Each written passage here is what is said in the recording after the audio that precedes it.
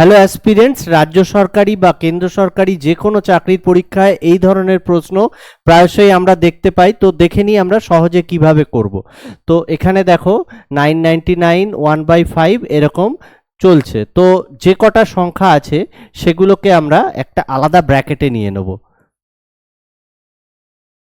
এটাকে আমরা একটা আলাদা ব্র্যাকেটে নিয়ে নেব। চারটে 999 আছে, তাহলে এটাকে আমরা 4 দিয়ে গুণ করব, যোগ করে নেব। এবারে আমরা ভগ্নাংশগুলোকে যোগ করে নেব।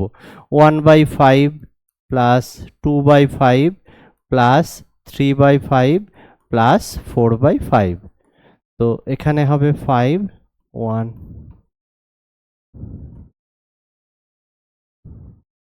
এখানে হবে 10/5 2, আর এখানে হবে চারটে 9 3996, আর এই দুইটাকে আমরা যোগ করে দেবো, তাহলে উত্তর হবে 3998। এটা হবে সঠিক উত্তর।